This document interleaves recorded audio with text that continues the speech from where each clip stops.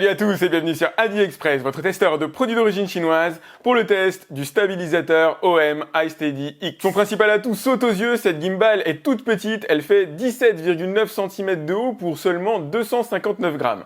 Une fois dépliée, grâce à la petite vis qui se trouve juste là sur le côté, elle permet de charger un smartphone pesant jusqu'à 280 grammes. En ce qui me concerne, j'ai réalisé le test avec mon Xiaomi Mi 10 et avec le Cubo X30. Le Cubo X30 étant pas stabilisé, ça permettra de tester la qualité du stabilisateur en lui-même, et le Xiaomi Mi 10 pour vous faire de belles images et tester les différentes fonctionnalités. Pour l'allumer, vous avez un petit bouton juste ici, le petit bouton on, et ça met immédiatement le smartphone dans ce sens-là pour démarrer le film. Évidemment, comme je suis en pleine vidéo, j'ai oublié de le faire, ne pensez à déverrouiller cette partie-là en la tournant légèrement sur le côté pour déverrouiller l'aspect moteur. Fonctionnellement, c'est très simple. Vous avez bien sûr le bouton d'allumage qui sert aussi pour retourner le smartphone à l'horizontale ou à la verticale. Je vous montre ça, c'est magique. Et le petit bouton pour déclencher la vidéo qui se trouve juste ici. C'est l'évidence sur ce genre de produit, mais vous avez bien sûr un petit joystick qui vous permettra de faire pivoter la gimbal et réaliser des effets vidéo à plusieurs vitesses, notamment smooth assez doucement pour un effet plus cinématographique ou plus rapidement si jamais vous suivez un sujet en mouvement. 8 heures d'autonomie à l'intérieur, vous avez ici les petites LED d'indication de la batterie restante,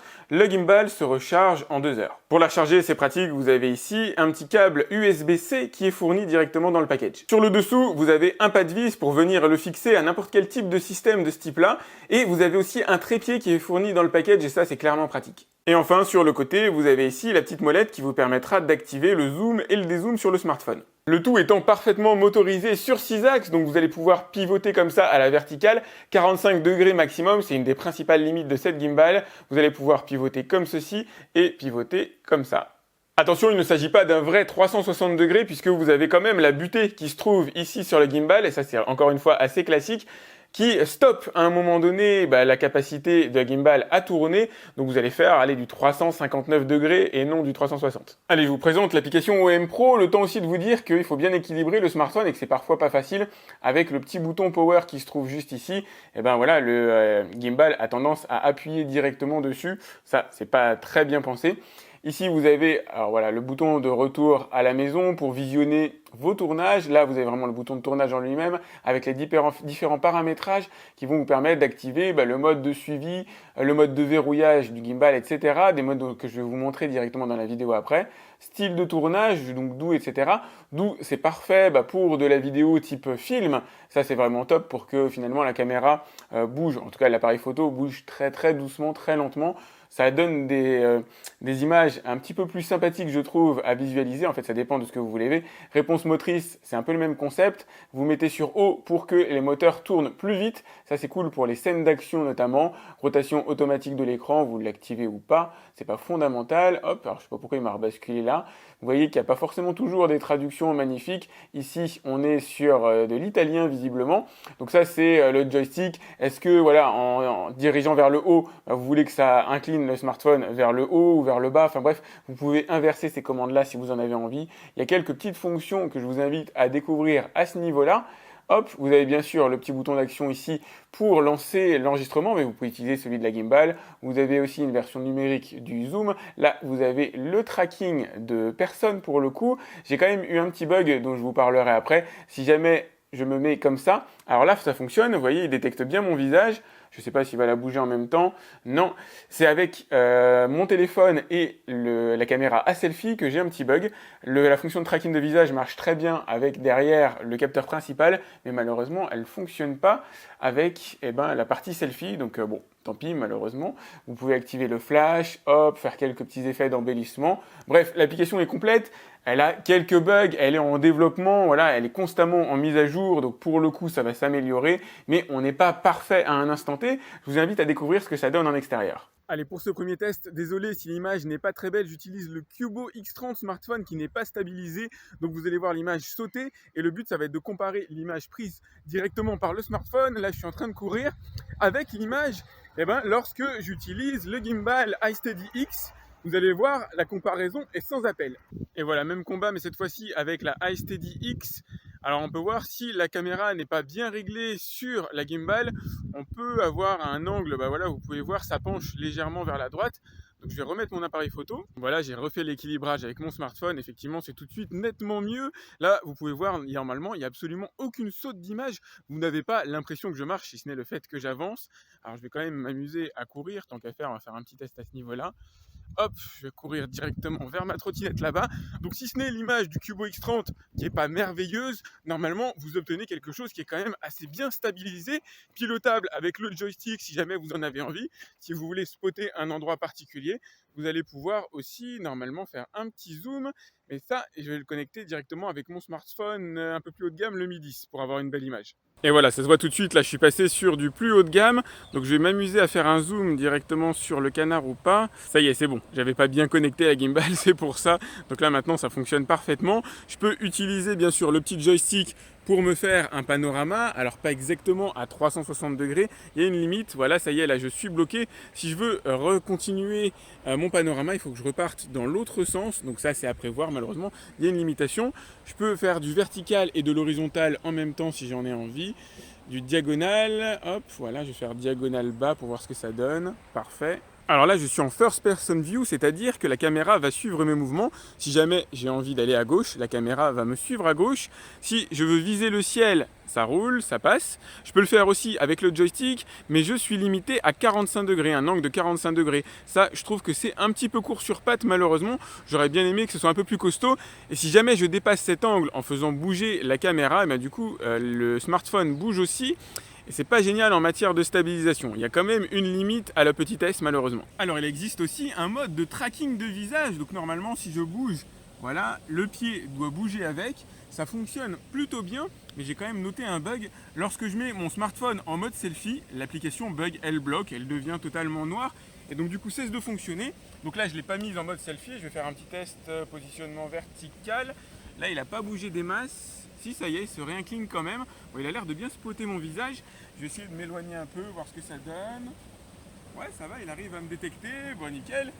On va bouger un peu plus vite. Ouais, ça va, elle arrive encore à me détecter. Et si je cavale? Ouais, non, là je suis sorti du champ et du coup, elle a arrêté de me détecter. Si je re-rentre, tiens, c'est bizarre, elle n'a pas repris la détection, je vais rester un peu en face. Alors il faut bien qu'elle me voie effectivement, sinon il peut y avoir des loupés. Là j'ai le soleil derrière moi, donc c'est une configuration peut-être assez difficile pour elle. Alors je vais essayer de faire la même chose, mais cette fois-ci avec le soleil face à moi, donc normalement le visage bien éclairé. Si jamais je bouge, la caméra doit bouger avec. Ok, nickel. Alors c'est peut-être lié à la limitation du pied, de la rotation du pied, qu'il n'a pas pu me détecter tout à l'heure. Ouais, ça va, ça a l'air d'aller.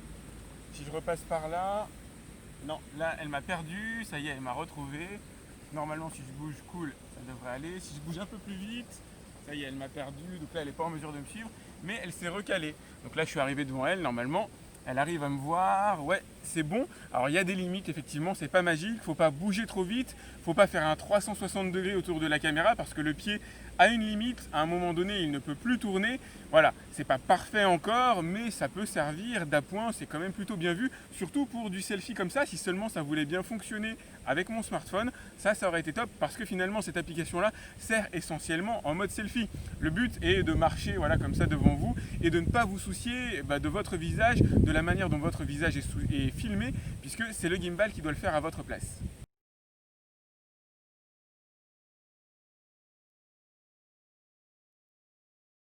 Alors il existe ce qu'on appelle le mode verrouillage complet, c'est-à-dire que là, vous pouvez le voir par rapport à la caméra qui est ici, si jamais je bouge la perche, si jamais je bouge la gimbal, elle reste focus sur ce qu'il y avait face à elle lorsque j'ai commencé à filmer. Je peux toujours modifier l'angle si j'en ai envie grâce au petit joystick, mais quoi qu'il arrive, la caméra restera sous cet angle-là.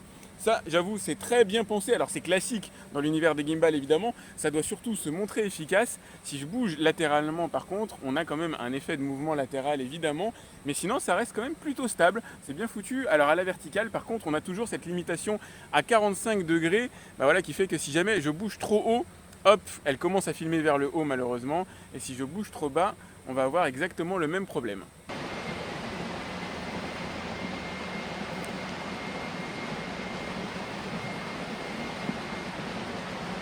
Ce qui peut manquer à la caméra, c'est de la reconnaissance d'objets. Là, par exemple, si je trouve que mon guidon de trottinette électrique est top, et si je bouge latéralement, vous voyez, il sort du champ, il sort du cadre. Alors il y a des moyens de simuler un intérêt pour le guidon. Regardez, si je tourne comme ceci, la caméra reste à peu près fixée dessus. Idem, si je vais dans l'autre sens, elle reste à peu près fixée dessus. Mais c'est pas de la reconnaissance d'objet malheureusement. Si j'ai envie, voilà, je peux la faire sortir du cadre. Et ça, j'avoue que ça aurait été un vrai plus.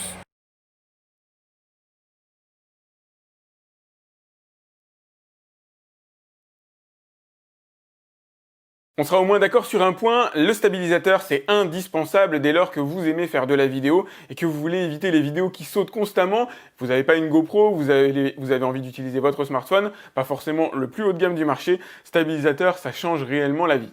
La iSteady-X s'en sort plutôt bien, notamment en matière d'absorption des vibrations, vous permettant de marcher, de courir avec la gimbal sans avoir cette sensation d'image qui saute. Ça, c'est on va dire la partie essentielle. La partie suivi tracking marche bien, notamment avec le capteur arrière. J'ai pas réussi à faire avec le capteur à selfie, ça c'est un petit peu dommage aussi. Quelques bugs dans l'application qui à mon avis seront résolus au fur et à mesure du temps. Elle permet de faire à peu près tous les effets réalisables aujourd'hui par des gimbals. Donc pour le coup, ça va donner du corps à vos vidéos, ça va leur donner un peu plus de piquant, un peu plus de charme. Bref, sans dire que c'est indispensable à ce niveau-là, très franchement, c'est quand même ultra pratique. Si vous n'avez pas de gimbal, de toute façon, il faut absolument en avoir une dès lors que vous aimez faire de la vidéo. Je suis pas à 100% séduit par la iSteady-X parce que voilà, j'ai constaté qu'il n'est pas forcément simple de la mettre au point par rapport au sol, en tout cas de la mettre à l'horizontale pure et dure. Vous avez voilà cette partie-là qui vient appuyer sur les boutons. Elle a tendance de temps en temps à se décaler, à bouger un petit peu toute seule. Je sais pas trop pourquoi, alors c'est peut-être une gestion de l'équilibre.